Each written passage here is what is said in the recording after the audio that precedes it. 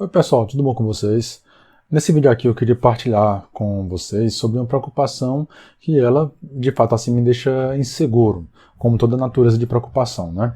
Só que ela muito me incomoda porque ela atinge tanto no âmbito pessoal como ela também atinge no âmbito profissional. E eu tenho certeza que alguns dos meus colegas de trabalho, eles também sentem-se como se pudessem ser alvos logo logo. Assim como também eu sei que alguns dos meus alunos eles se intimidam em dar opinião, em participar do debate, em contribuir fazendo alguma afirmação, porque eles têm medo de uma coisa chamada cultura do cancelamento.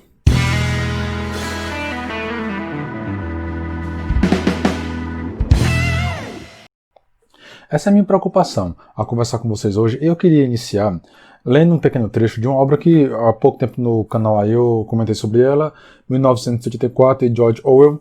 Eu queria que vocês, são duas linhas, nada demorado, vejam que o George Orwell parece que já prevendo, né, algo parecido com o que se iria principiar hoje. O que ele diz, seus nomes eram removidos dos arquivos. Todas as menções a qualquer coisa que tivessem feito eram apagadas. Suas existências anteriores eram negadas e em seguida esquecidas. Você era cancelado. Ok?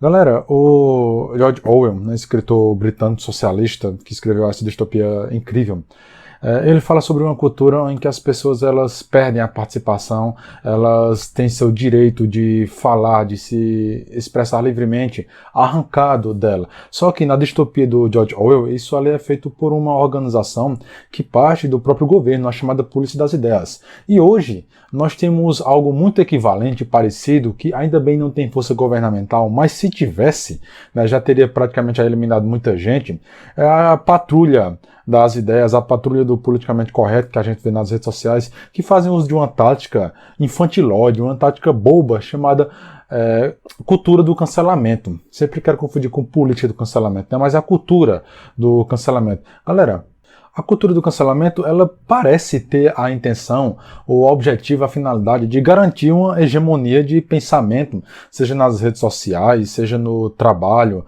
Afinal, ela praticamente está abrangendo aí toda a esfera em que o ser humano tiver algum tipo de influência ou que ele pudesse ser atingido.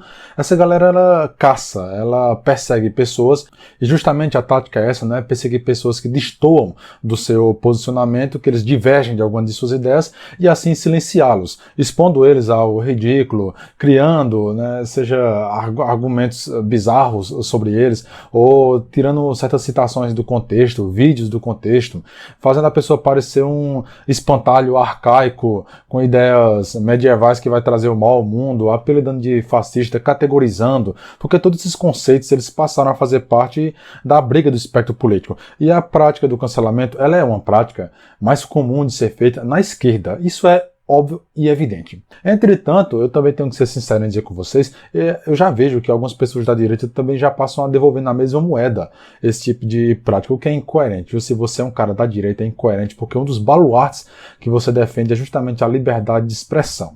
Então você não pode fazer uso desse recurso em hipótese nenhuma. A direita, ela não faz isso possivelmente porque ela não tem o poder de intimidação que a esquerda tem. A esquerda é um grupo mais organizado com relação às suas militâncias, ela consegue fazer mais barulho, eles são uma minoria. Com relação à comparação em números com aqueles que são conservadores de direita, né, essa esquerda ela é uma minoria, mas ela ocupa os cargos de universidade, ela ocupa edições de jornais, ela se amostra, ela faz mais briga em rua, tem uma militância mais fervorosa, então ela tem poder de intimidação. Você vê que isso atinge professores, no meu caso, você vê que isso atinge alunos em sala de aula, isso me preocupa bastante, meus alunos ficam intimidados em argumentar. Você percebe também que isso atinge jornalistas, né? A editora de opinião do The New York Times, ela foi afastada do trabalho porque ela não via praticamente razão em ficar publicando certos artigos que não tinham um embasamento realístico. E isso está ficando praticamente insuportável e me preocupa até onde isso pode chegar. Qual vai ser o tipo de jornalismo? Qual vai ser o tipo de imprensa que nós vamos ter? Qual vai ser o tipo de linha de argumentação, liberdade de debate que nós vamos ter hegemônico?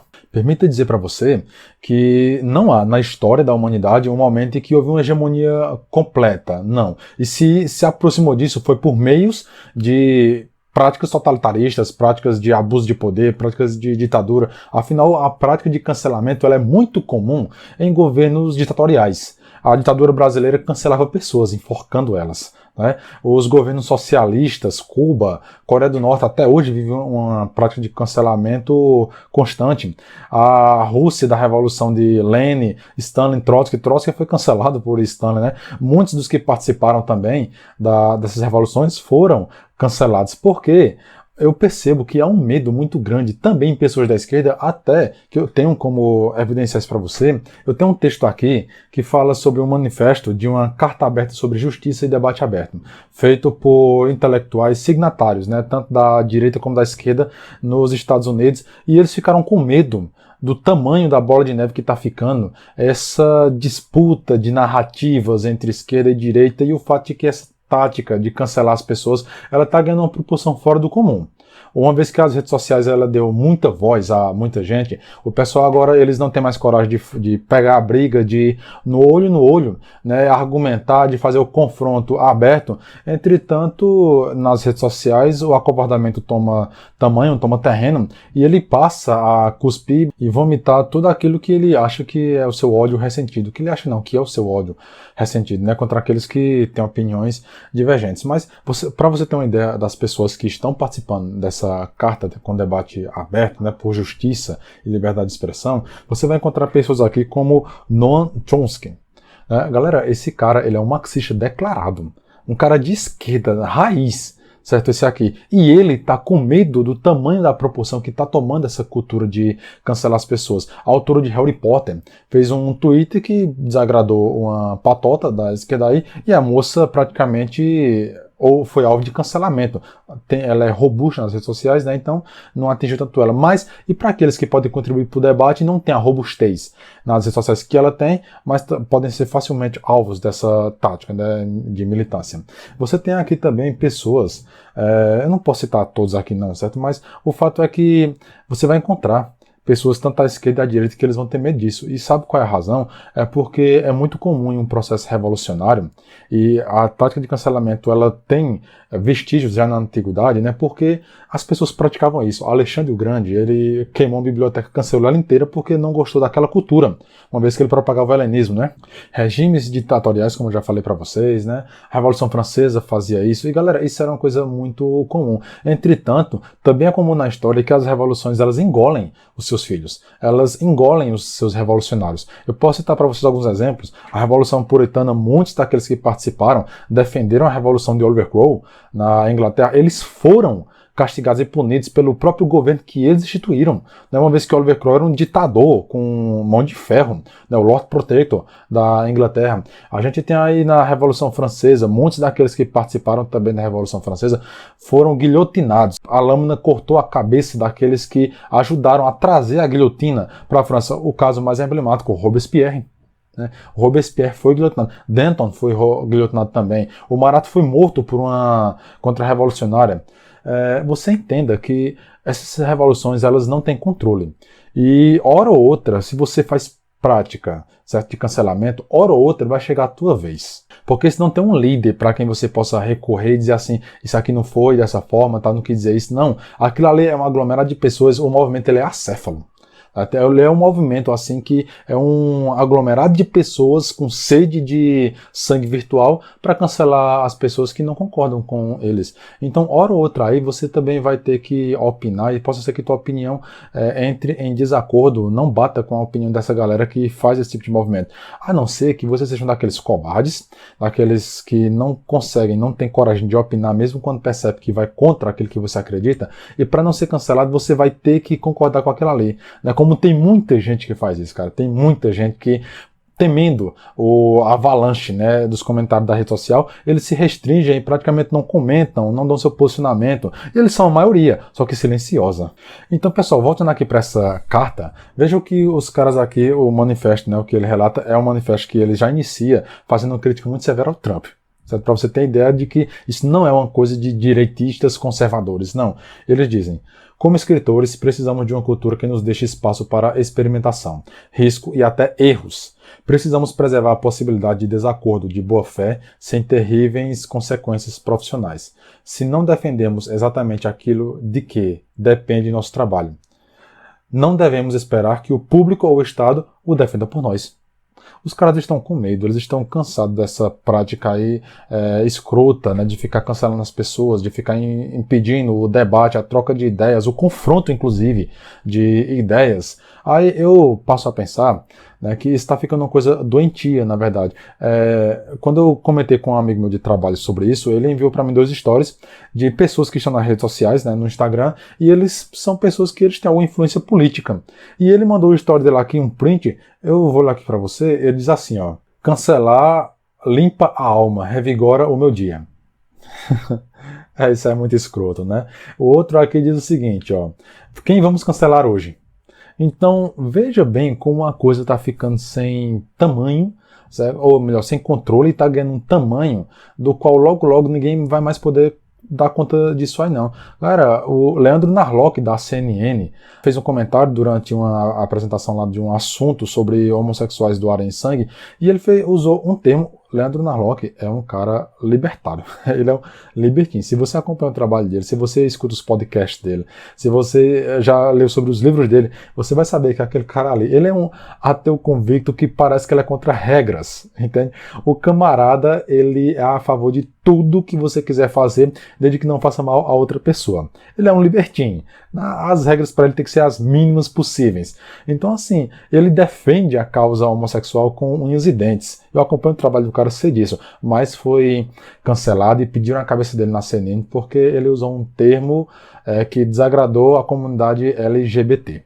Aí você percebe que isso está ganhando mais proporção e mais tamanho quando ninguém tem mais liberdade para opinar, porque as emissoras, seu trabalho, certo? Seus patrões, eles podem ficar suscetíveis à pressão de grupos organizados e sofrerem boicote, então ele vai demitir você.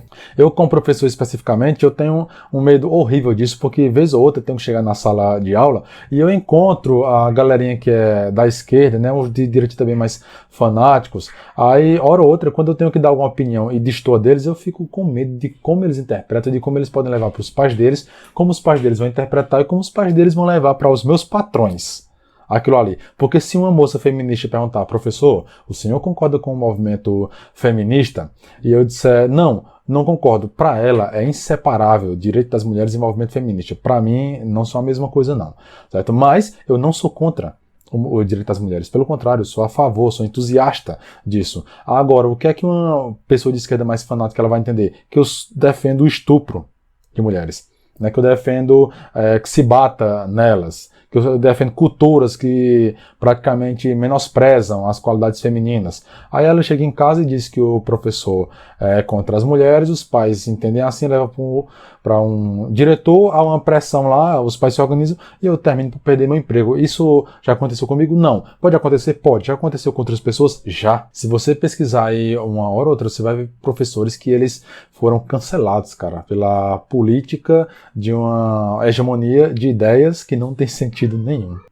É algo que me espanta porque a esquerda ela sempre lutou contra verdades absolutas, sempre lutou contra aqueles que dominavam as razões e as certezas da vida, e ela sempre quis espaço para poder apresentar o delas, e quando elas chegam e ficam hegemônicas praticamente nessas redes onde as ideias elas frutificam, como universidades, jornais, edições, seja como for, ela não permite mais o debate, ela não cede espaço para que outras pessoas possam confrontar as ideias dela, viraram dogmas. Aquele que a esquerda defende hoje praticamente virou um dogma, ficaram alienados e eles não aceitam a contrafação, eles não aceitam além de argumentação contrária a eles. Eles querem uma hegemonia, um debate universitário entre um cara do PT e do PSOL. Um do PSOL e do PCdoB, né? Para eles isso é diversidade, isso é confronto de ideias, não.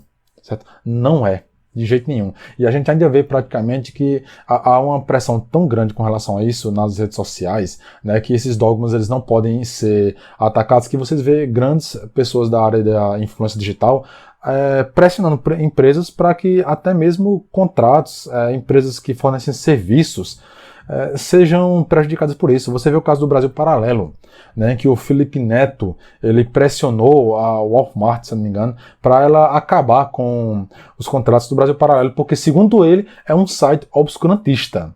Eu sou assinante do Brasil Paralelo, né? Pegou-se uma ideia de que o Brasil Paralelo ele defende ditadura militar. Cara, se você vê o site do Brasil Paralelo, se você assistir os documentários deles, vocês vão ver que os caras defendem que foi sim uma ditadura militar, que houve um golpe em 64. Eles não usam meus termos com relação a isso não, mas vem o Felipe Neto, ludibria um bocado de adolescentezinho e eles ficam fazendo suas opiniões baseadas naquele cara. Quando eu penso que um bocado de adolescente está seguindo pelas ideias desse cara, eu entendo o Thanos. Eu percebo que, na verdade, esse movimento está baseado em ódio. Eles usam a desculpa de que estão querendo defender a ideia de minorias, mas o que eles têm, de fato, é ódio. Às vezes, na rede social, eu percebo isso. É uma galera que eles querem fazer uma chacota, mas não querem ser chacotados, não. Eles humilham, praticamente, o oponente e se fazem de vítimas quando eles passam por um processo parecido. Eles têm sentimentos ruins com relação a outras pessoas e usam o cancelamento para aflorar isso. É da natureza humana, né, praticamente. Mas eles botam a inveja, botam o medo também, porque essas pessoas têm medo do debate. Por que cancelar? Por que calar a boca de uma pessoa? Porque o cancelamento é isso. O cancelamento não é simplesmente exigir que a pessoa peça desculpas de alguma coisa que você acha que ele disse errado, não. Pelo contrário, o cancelamento não faz distinção entre o indivíduo, a obra de uma vida dele e o que ele fez naquele momento, certo? Ele não faz essa distinção. Pelo contrário, cancela-se a pessoa por inteiro. Ele não tem mais área para atuar, ele fica invisível para o mundo, ele é cancelado, certo? O cara não tem mais agência nesse mundo, não, ele não é mais efetivo. Aí essa galera, ela tem medo do debate, ela tem medo de confrontar as ideias, ela tem medo que o mundo de papel delas, o castelo de papel, termine por desabar, porque sabe que boa parte dos argumentos que eles defendem não se sustentam. E logo isso aí vai atingir até a galera da esquerda, né? Pessoas de esquerda já passam por isso. Eu já, vez ou outra, eu vejo no Twitter certas campanhas de uma galera que quer cancelar alguém somente porque e o cara de esquerda ele falou alguma coisa que pro momento não eles acham que não devia ter falado, né? E isso me deixa triste, porque também é uma forma de você intimidar até mesmo defensores dessas pessoas. E ainda acho que esses meios eles são desonestos também, né? Não é só simplesmente medo do que LGBT, não.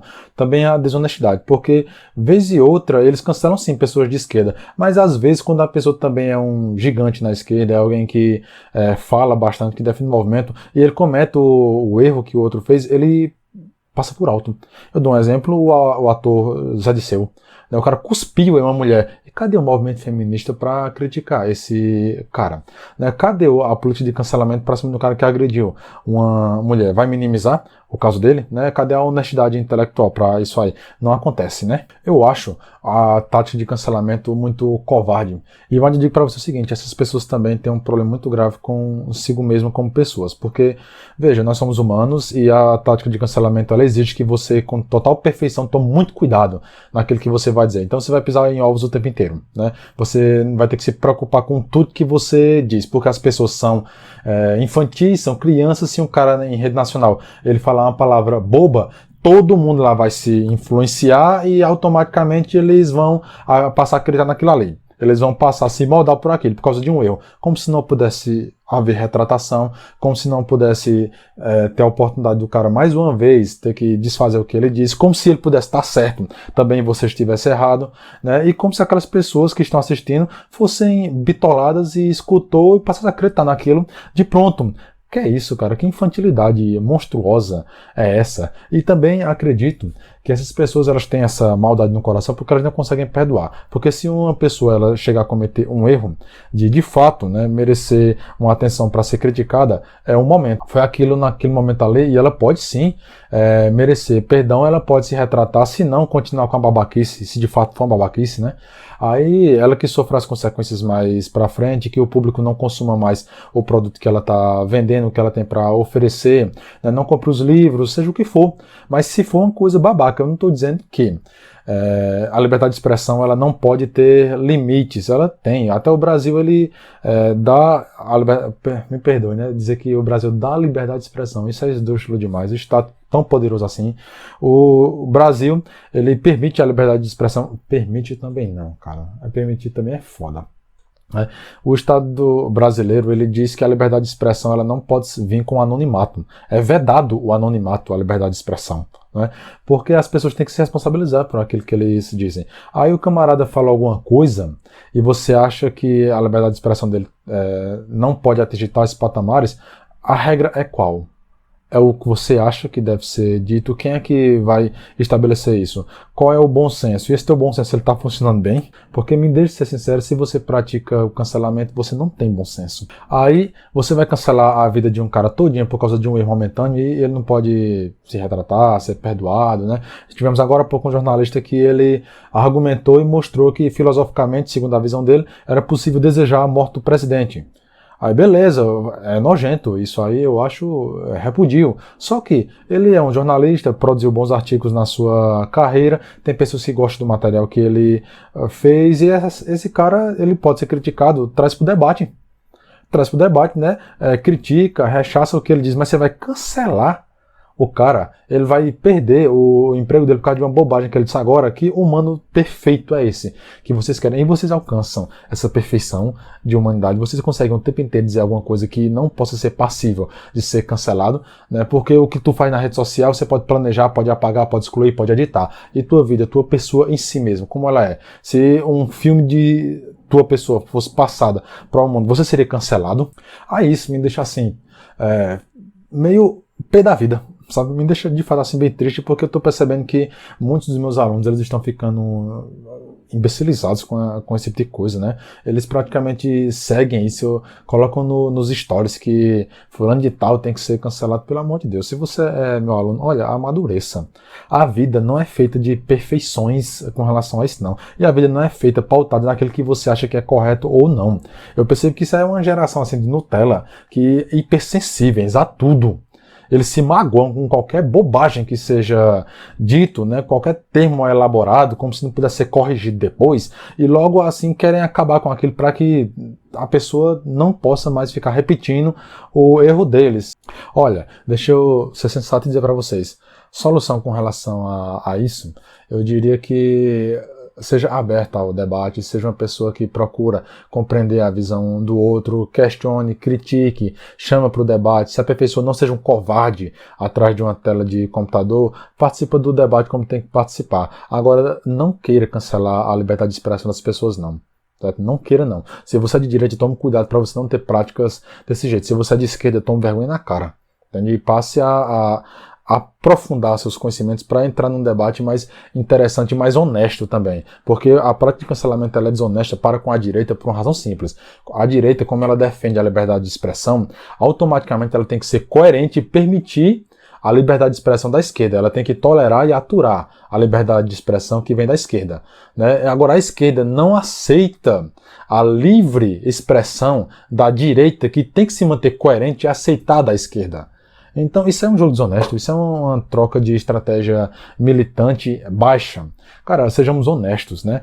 O mundo é mundo, a vida praticamente ela é nua e crua com relação a isso, debates eles existem aí para poder haver confronto de ideias, e desse confronto uma ideia mais hibridizada, mais aperfeiçoada, surge daí e a vida segue. Certo? A vida segue. Você não vai conseguir ganhar sempre, mas também não vai perder sempre. Então seja honesto e deixe que as pessoas, não é deixe, seja sensato, para você entender, para você amadurecer que as pessoas têm direito a falar, elas têm direito à liberdade de expressão, elas têm direito a participar do debate, elas são pessoas, inclusive se elas errarem. Agora, essa política de cancelamento aí que vocês podem praticar ou não, ela é infantil, ela é imatura, ela é uma coisa boba. Certo? Tenha postura, participe do debate, e a liberdade de expressão é um bem que tanto eu como você, direita ou esquerda, a gente tem que valorizar ela. Galera, esse aqui é a minha contribuição com o vídeo de hoje para vocês. Um abraço aí, até o próximo vídeo.